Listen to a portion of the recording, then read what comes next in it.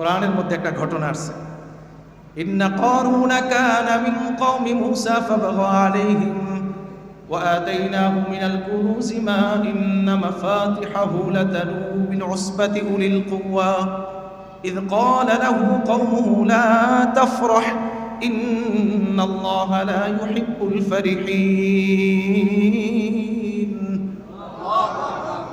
কারুনের কথা আমরা কে না শুনছি? সবাই তো শুনছি। মুসা আলাইহিস সালামের সম্প্রদায়ের তিনি একজন ব্যক্তি ছিলেন, একেবারে গরিব। একেবারে কি ছিলেন? গরিব মানুষ, ফকির টাইপের মানুষ আর কি। তো নবী মুসার কাছে একদিন এসে দোয়া করতেছে, আমার মনে চায় আমি মানুষের একটু খেদমত করি, দেশ ও জাতির খেদমত করি, দেশ ও জাতির কি খেদমত করি, মানুষের সেবা করি, মানুষের পাশে দাঁড়াই। মুসা আলাইহিস সালামের কাছে বলেন, আল্লাহর কাছে আপনি একটু চান আল্লাহ যেন আমাকে কি বানাই দেয়? কথা বলেন, ধনী বানাই দেয়। উদ্দেশ্য কি? হায় হায় কয় না, উদ্দেশ্য কি? দেশের মানুষের সেবা করবে, মানুষের পাশে দাঁড়াবে, ধনী গরিবদের খোঁজ খবর রাখবে, গরিবদের কি খোঁজ খবর রাখবে। মুসা আলাইহিস সালাম তো নবী, তো দোয়া করলে কি দোয়া করলে কবুল। আবার জালালি নবী, সমস্ত নবীদের থেকে ওনার অবস্থা একটু ভিন্ন, জালালি নবী। তো দোয়া করছে, আল্লাহ কবুল করে নিছে। সুবহানাল্লাহ, দোয়া করছে, আল্লাহ কি করে নিছে? কবুল করে নিছে। এখন সম্পত্তির আস্তে আস্তে সম্পত্তির মালিক, অনেক সম্পত্তির মালিক। পৃথিবীর ইতিহাসে কারুনের মতো ধনী আর কেউ ছিল না, এখনো পর্যন্ত নাই, হবে কিনা আল্লাহ ভালো জানে। এই পরিমাণ সম্পত্তি আল্লাহ কোরআনের মধ্যে বলছেন। কারুনের এই পরিমাণ সম্পত্তি ছিল। কারুনের সম্পত্তির যে গোডাউনগুলা ছিল, কি ছিল? গোডাউন, বুঝেন না? সম্পত্তির গোডাউনগুলা, ওই গোডাউনগুলা, প্রত্যেকটা গোডাউনের তো ধরেন 10টা-15টা দরজা থাকে। তো সব দরজার তো মেইন একটা দরজা থাকে, থাকে না? সব ফ্যাক্টরি, যেমন মাস্কো, তানাস, ভেলাটেক্স, যত ফ্যাক্টরি আছে, সব ফ্যাক্টরির দরজা কিন্তু এদিক দিয়ে ওদিক দিয়ে, কিন্তু মেইন গেট একটা থাকে, থাকে না? তো কারুনের যে ফ্যাক্টরিগুলো ছিল, গোডাউনগুলো ছিল সম্পত্তির, স্বর্ণ, রূপা, জহরত, বিভিন্ন দামি দামি জিনিস, ওই গোডাউনের যে ফ্যাক্টরির যে মেইন গেট ছিল, ওই মেইন গেটের তালার যে চাবিগুলা ছিল, ওই চাবিগুলা বহন করার জন্য হাদিসের মধ্যে আসছে 40টা উট লাগতো।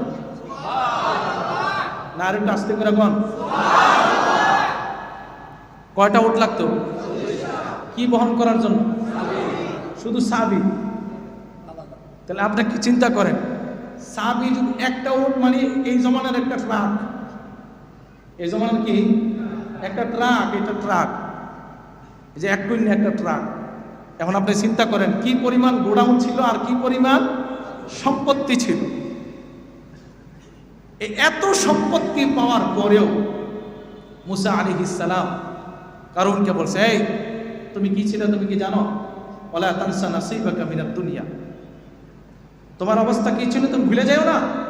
ওয়া আহসিন কামা আহসানাল্লাহু ইলাইক, মানুষের প্রতি দয়া করো। এই যে সম্পত্তির মালিক তুমি, মানুষকে যাকাত দাও, গরিব গুরবাদেরকে দাও এগুলা। কারণ বলতেছে, হাই আপনি এটা কি করেন? আল্লাহ তোমাকে সম্পত্তি দিছে, তুমি মানুষকে দাও, এটা সম্পত্তি তোমার না, এটা আল্লাহ দেন। আবার আল্লাহ চাইলে আবার আল্লাহ নিয়ে যান। ওয়ালিল্লাহুম্মা মালিকাল মুলকি তুতিল মুলকা মান তাশা ওয়া তানজিউল মুলকা মিম্মান তাশা ওয়া তুইজ্জু মান তাশা ওয়া তুযিল্লু মান তাশা বিয়াদিকাল খায়র ইন্নাকা আলা কুল্লি শাইইন কাদির। সমস্ত ক্ষমতা কার হাতে? যাকে ইচ্ছা তাকে ইজ্জত দেন কে? বেইজ্জতিকরণ কে? সম্পত্তি দেন কে? রাজত্ব দেন কে? রাজত্ব ছিনিয়ে নেন কে? কারণ জবাব দিল, হায় হায় কি বলেন এগুলা? এই যে সম্পত্তির মালিক আমি, সব কিছু আমার মেধাবুদ্ধি দিয়ে আমি অর্জন করেছি, আমাকে কেউ দেননি। নাউজুবিল্লাহ বলেন। জবাব আসলো কি?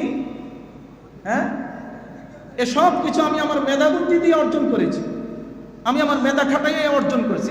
এগুলা কে দিছে? না, আল্লাহ দেয় নাই। এগুলো আমি আমার মেধা দিয়ে অর্জন করেছি, আমার বুদ্ধি দিয়ে অর্জন করেছি। এক পর্যায়ে মুসা আলাইহিস সালামের উপরে সে তেরা হয়ে বসল। মুসা আলাইহিস সালাম বলতেছে তুমি যাকাত দাও, উল্টা তিনি কি হয়ে গেলেন? বলেন, রাগান্বিত হয়ে গেল, মানে অহংকার প্রদর্শন। কি প্রদর্শন? অহংকার প্রদর্শন।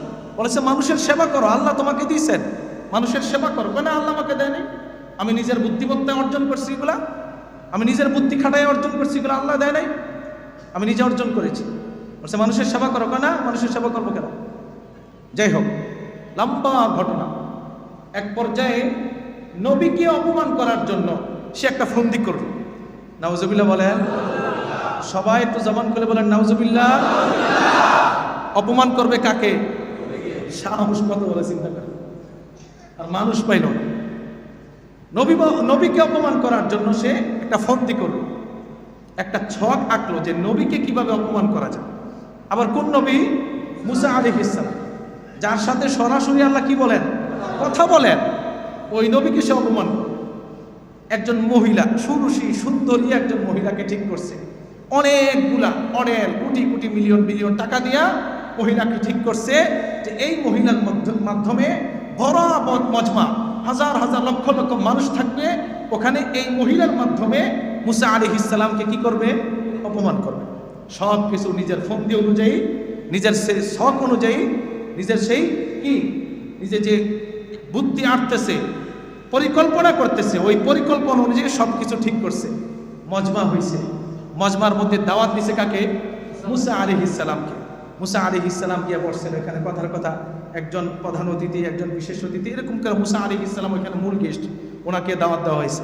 তো যাওয়ার পরে কারণ পাশে বসা, মুসা আলাইহিস সালামও বসা, হাজার হাজার মানুষ, লক্ষ লক্ষ মানুষ। তো এর মধ্যে মুসা আলাইহিস সালামের সাথে আজকে খুব ভালো আচরণ করতেছে। কি আচরণ? খুব ভালো আচরণ, একেবারে অনেক সুন্দর, মানে এত সুন্দর আচরণ কি জীবনে কোনোদিন করে নাই। এত সুন্দর আচরণ জীবনে কোনোদিন করে নাই। এসব কিছু এখন কথোপকথন হইতেছে নবীর সাথে কারুনের। তো এক পর্যায়ে বলতেছে, নবী একটা কথা বলি, বলতেছে কি কথা?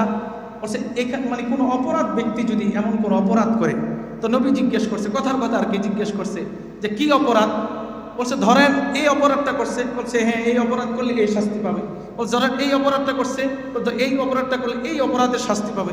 বলছে ধরেন কোনো মহিলা যদি জিনা করে, বলছে জিনা করলে সে কোন অবস্থায়? সে কি বিবাহিত অবস্থায় না অবিবাহিত অবস্থায়?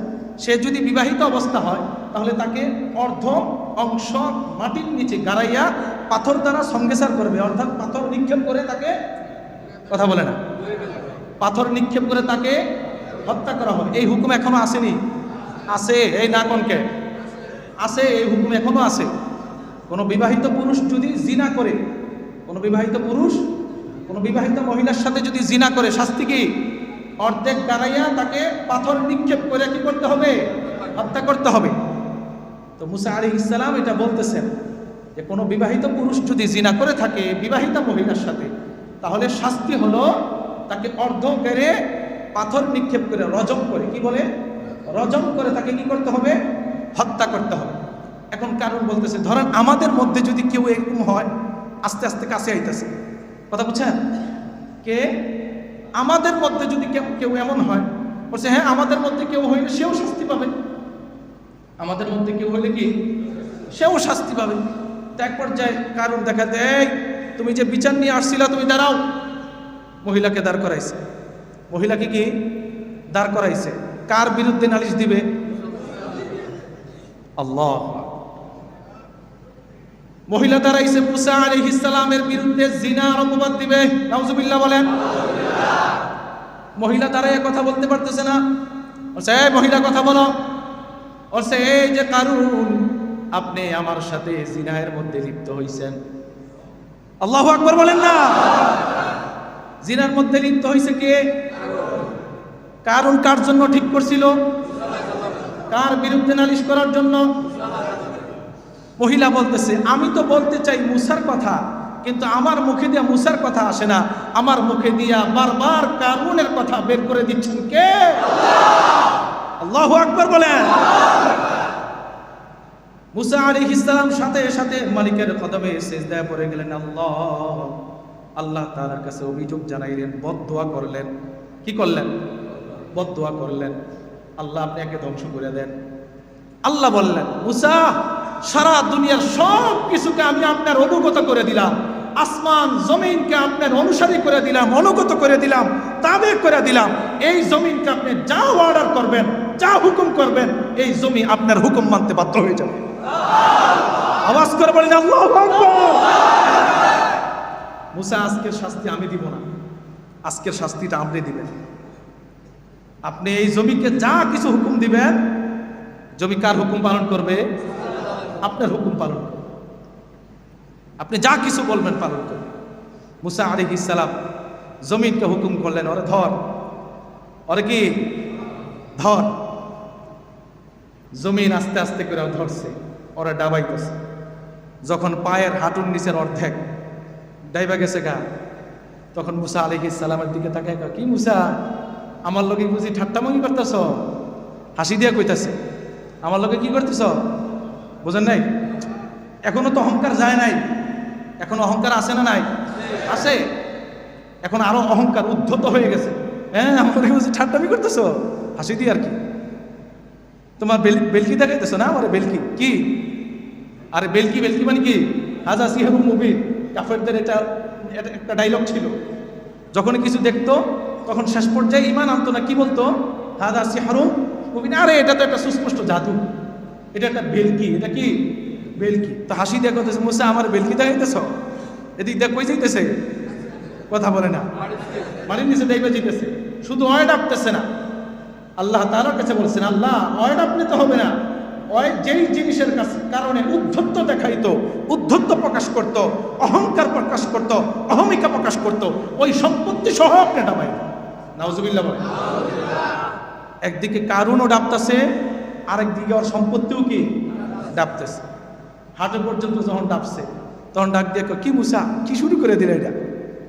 এখন আস্তে আস্তে ওই যে হেডকি মারছে না, এর হেডকির অবস্থা কি কইমা গেছে গা। যখন কোমর পর্যন্ত ডাইবা গেছে, মুসা এটা কি করো তুমি? যখন একেবারে বুক পর্যন্ত ডাইবা গেছে, মুসা তুমি ছাড়া তো আমার বাঁচানোর আর কেউ নাই। কি বলে? মুসা তুমি ছাড়া আমার বাঁচানোর কেউ নাই। জমিনকে মুসা আলাইহিস সালাম বলে, এই তাড়াতাড়ি করে ধর রে, ছাড়ার কোনো কি নাই, অবকাশ। আস্তে আস্তে করে কোথায় গেল? একেবারে পুরা মাটির নিচে ডাইবে গেছে, পুরা মাটির নিচে ডাইবে গেছে। আহসিন কামা আহসানাল্লাহু ইলাইক ওয়ালা তাবগিল ফাসাদা ফিল আরদ। আল্লাহর আয়াতটা যে কত সুন্দর। আল্লাহ আমাদের জন্য এই আয়াতটা বলেছেন, কিয়ামত পর্যন্ত আনেওয়ালা সমস্ত মানুষের জন্য এই আয়াতটা বলেছেন, আল্লাহর প্রতি দয়া কর, আল্লাহর বান্দাদের প্রতি দয়া করো, আল্লাহর বান্দাদের প্রতি ইহসান করো। তোমাকে সম্পত্তি দিয়ে, মাল দিয়ে, ধন দৌলত দিয়ে দুনিয়ার মধ্যে যখন দুনিয়াতে আসছো, তুমি কিছু নিয়ে আসো নাই, পচা রক্ত আর পচা পানি নিয়ে দুনিয়াতে আসছো। আল্লাহ তাআলা তোমাকে চাওয়া ব্যতীত, সব কিছু ব্যতীত আল্লাহ তোমাকে সম্পত্তির মালিক বানাইছেন। আল্লাহ বলেন, আহসিন কামা আহসানাল্লাহু ইলাইক। তুমি আল্লাহর বান্দাদের প্রতি দয়া করো, তোমার প্রতি দয়া করবেন কে? আল্লাহ। কারুনের শাস্তি ওই যে ডাবছে, ওই ডাবা শুরু হয়েছে, হাদিসের মধ্যে আসছে কিয়ামত পর্যন্ত ডাবতেই থাকবে। নাউজুবিল্লাহ বলেন।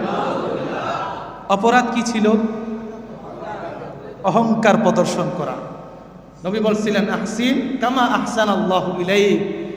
মানুষের প্রতি দয়া করো, আল্লাহ যেমন তোমার প্রতি কি করছেন।